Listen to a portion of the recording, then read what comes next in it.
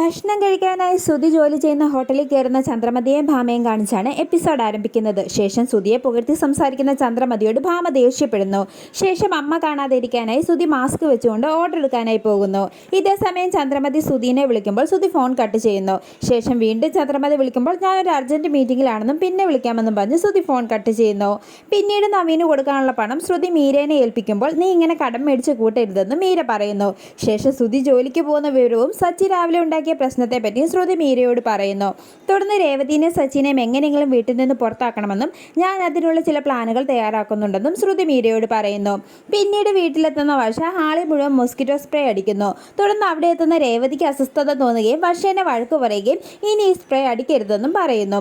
എന്നാൽ രേവതി പറയുന്നൊന്നും കേൾക്കാതെ കൊതുകിനെയെല്ലാം ഞാൻ ഇന്ന് കൊല്ലുമെന്ന് പറഞ്ഞ് വർഷ വീണ്ടും സ്പ്രേ അടിക്കുന്നു. ഇതേസമയം സ്റ്റുഡിയോയിൽ നിന്ന് വീണ്ടും വിളിക്കുന്നതിനെ തുടർന്ന് രേവതിയോട് പറഞ്ഞ് വർഷ വീണ്ടും സ്റ്റുഡിയോയിലേക്ക് പോകുന്നു. ഇതേസമയം അവിടെ എത്തുന്ന രവീന്ദ്രന് സ്പ്രേ ശ്വസിച്ച് ശ്വാസമുട്ടൽ അനുഭവപ്പെടുന്നു.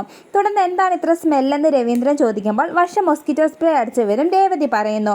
തുടർന്ന് രവീന്ദ്രന് തീരെ വയ്യാതാവുന്നതോടെ രേവതി സച്ചിനെ വിളിച്ചെങ്കിലും സച്ചി ഫോൺ എടുക്കാതെ വരുന്നതോടെ രേവതി ഓട്ടോ വിളിച്ച് രവീന്ദ്രനെ ഹോസ്പിറ്റലിലേക്ക് കൊണ്ടുപോകുന്നു. പിന്നീട് രേവതി വിളിച്ചത് കാണുന്ന സച്ചി തിരികെ വിളിക്കുമ്പോൾ അച്ഛന് സുഖമില്ലെന്നും ഞാൻ അച്ഛനെ ഹോസ്പിറ്റലിൽ കൊണ്ടുപോവുകയാണെന്നും സച്ചിയോട് പറയുന്നു.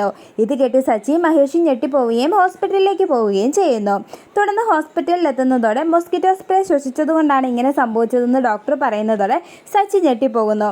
ഇതേസമയം ചന്ദ്രമതിയും അവിടേക്ക് എത്തുന്നു. തുടർന്ന് മോസ്കിറ്റോ സ്പ്രേ അടിച്ചതുകൊണ്ടാണ് അച്ഛന് ശ്വാസതടസ്സം ഉണ്ടായതെന്ന് സച്ചി പറയുമ്പോൾ നീ എന്തിനാണ് സ്പ്രേ അടിച്ചതെന്ന് ചോദിച്ച് ചന്ദ്രമതി രേവതിയോട് ദേഷ്യപ്പെടുന്നു. തുടർന്ന് വർഷയാണ് മോസ്കിറ്റോ സ്പ്രേ അടിച്ചതെന്ന് രേവതി പറയുന്നതോടെ സച്ചി ചന്ദ്രമതിക്ക് കണക്കിന് കൊടുക്കുന്നു. ഇതേസമയം സുധിയും ശ്രീകാന്തും അവിടെ എത്തി കാര്യം തിരക്കുമ്പോൾ നീ പോയി നിന്റെ ഭാര്യയോട് ചോദിക്കാൻ പറഞ്ഞ് സച്ചി ശ്രീകാന്തിനോട് ദേഷ്യപ്പെടുന്നത് കാണിച്ച് എപ്പിസോഡ് അവസാനിക്കുന്നു.